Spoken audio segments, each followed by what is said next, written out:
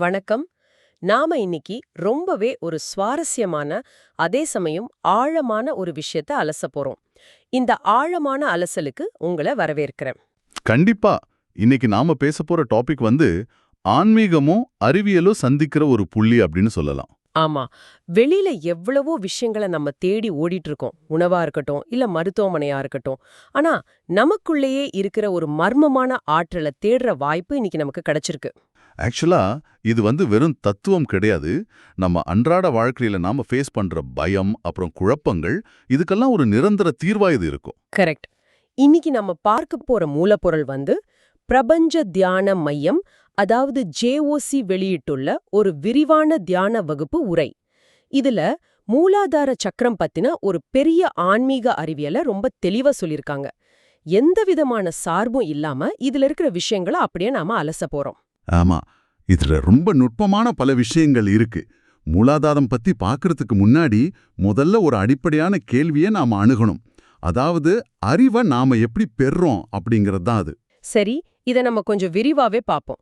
இப்ப நமக்கு ஏதாவது ஒண்ணு தெரியணும்னா உடனே யூடியூப்ல தேடுறோம். இல்லனா பெரிய பெரிய புத்தகங்களை படிக்கிறோம். எல்லாம் நெட்ல இருக்கு, நாமளே படிச்சு தெரிஞ்சுக்கலாம் அப்படிங்கிற ஒரு மெதப்பு நமக்கு இருக்கு, ரைட்? கரெக்ட் தான். ஆனா இங்க தான் அந்த உரை ஒரு அருமையான ஒப்புமையை சொல்லுது. அதாவது மெமரி கார்டு அப்புறம் பிளேயர். ஓ, அந்த எக்ஸாம்பிள். ஆமா, உங்ககிட்ட ஒரு பெரிய மெமரி கார்டு இருக்கலாம். அதுல உலகத்திலே சிறந்த பாடல்கள் இருக்கலாம்.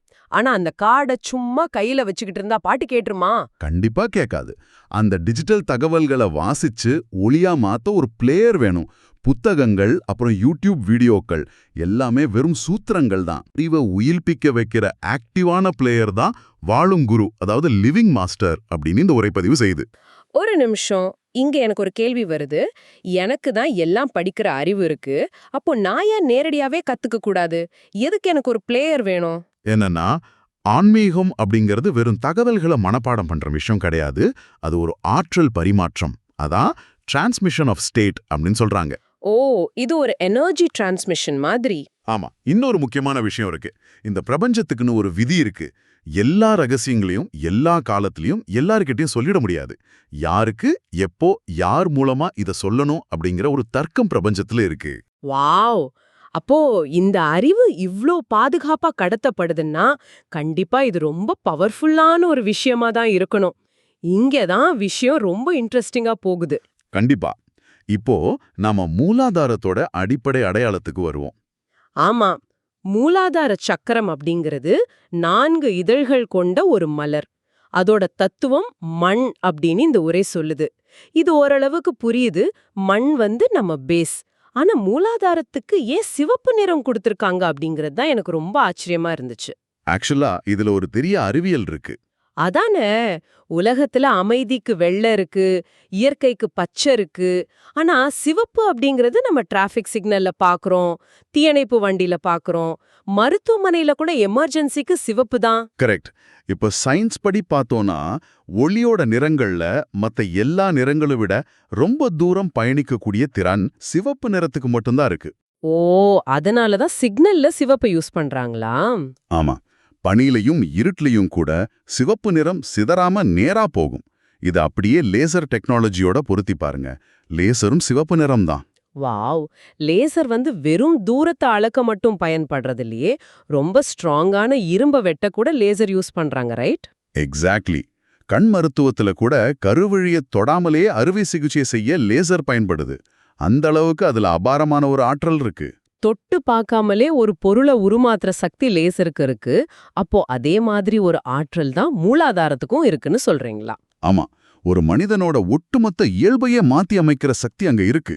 இப்போ எங்க ரொம்ப பெரிய ஆற்றல் இருக்கோ அங்க கண்டிப்பா அபாயமும் இருக்கும், ரைட்? ஆமா, கண்டிப்பா ஒரு வார்னிங் சைன் இருக்கும்.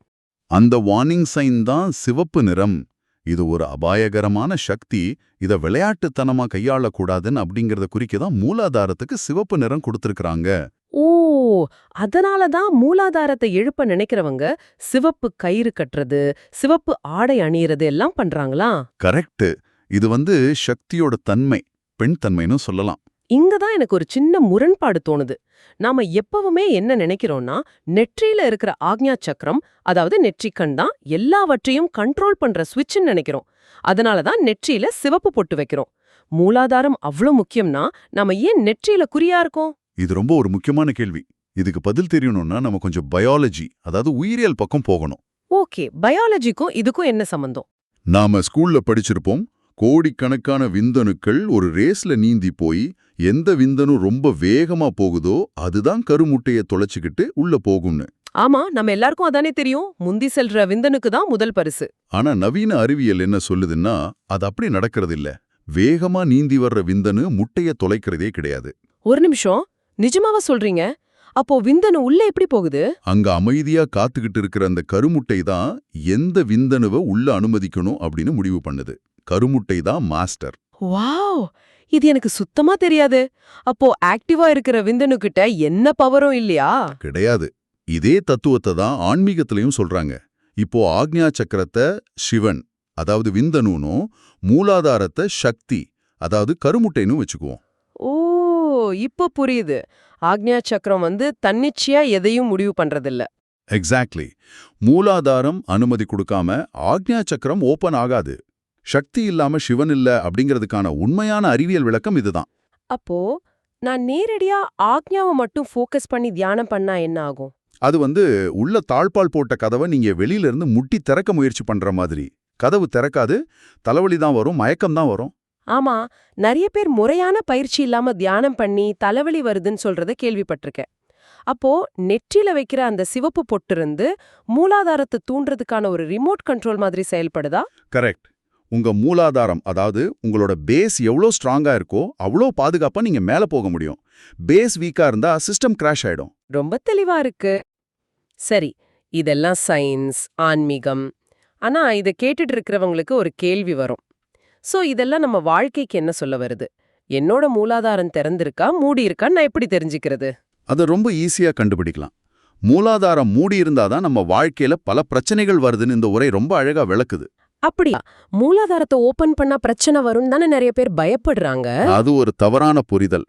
ஆக்சுவலா மூலாதாரம் அடைபட்டு இருக்கிறதோட அறிகுறிகள் என்னன்னு பாத்தீங்கன்னா, முதல்ல காரணமே இல்லாத ஒரு பயம் இருக்கும். பயம்னா எந்த மாதிரி பயம்? தேர்வு எழுத போனா பயம், இன்டர்வியூனா பயம். ஏன்னா மூலாதாரத்தோட தத்துவம் மண். மண் அப்படிங்கிறது சர்வைவல், அதாவது நம்ம பிழைப்புவாதத்தோட அடிப்படை. அது அடைபட்டிருந்தா நம்ம மூளை எப்பவுமே ஒரு அச்சுறுத்தல்ல இருக்கிறதாவே நம்போம். ஓ, அதனால தான் ஆபீஸ்ல ஒரு சின்ன மீட்டிங்னா கூட சில பேர் அவ்ளோ பதட்டப்படுறாங்களா? ஆமா, அது மட்டும் இல்ல. அடுத்த அறிகுறி அதீத சந்தேகம். கணவன் மேல, மனைவி மேல, இல்ல பக்கத்து வீட்டுக்காரங்க நம்மள பத்தி தான் தப்பா பேசுறாங்களோன்னு ஒரு சந்தேகம் வரும். இது எல்லாமே அடைபட்ட மூலாதாரத்தோட வெளிப்பாடுதான். வாவ், சுயமாக முடிவெடுக்க முடியாத ஒரு தவிப்பு உங்களுக்கு இருக்கும், ரைட்? இங்கேதான் அந்த உரையில இருக்கிற ஒரு காமெடியான விஷயத்த சொல்லணும். என்னது அது? அதாவது தேர்தல் முடிவுகள் வந்த பிறகு டீ கடையில சில பேர் சொல்வாங்க, இவர்தான் ஜெயிப்பாரு எனக்கு முன்னாடியே தெரியுமே அப்படின்னு. தங்களுக்கு எல்லாம் தெரியும்னு காட்டிக்கிறது. ஆமா, கரெக்ட். இதுக்கு பேர் ஓவர் காம்பன்சேஷன் சொல்வாங்க. தங்களுக்குள்ள இருக்கிற பயத்தையும் முடிவெடுக்க முடியாத தன்மையும் மறக்க எனக்கெல்லாம் தெரியும்னு ஒரு முகமூடி போட்டுக்கிறாங்க.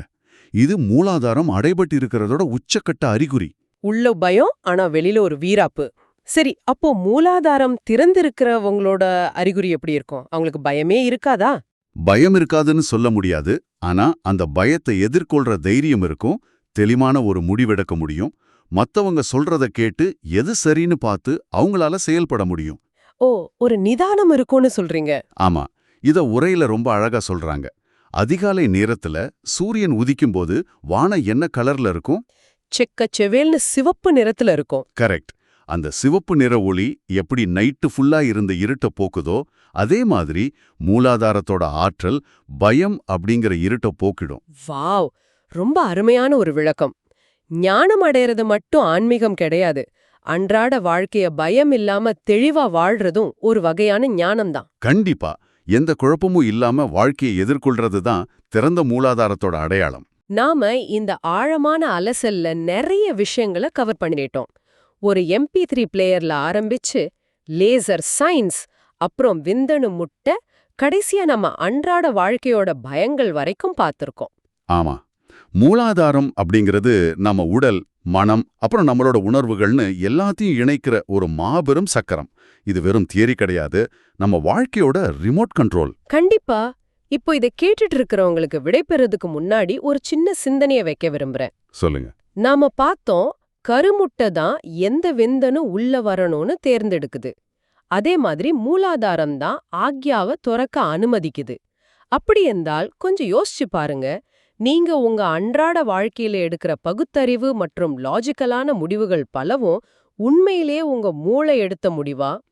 ஆமா, நீங்க லாஜிக்கல்னு நினைக்கிற முடிவுகள் உங்க ஆழ் மனசுல இருக்கிற பாதுகாப்பு இல்லனா பயம் சார்ந்த வேர் உணர்வுகளால, அதாவது மூலாதாரத்தோட எமோஷன்ஸால ஏற்கனவே தீர்மானிக்கப்பட்டவிதானா?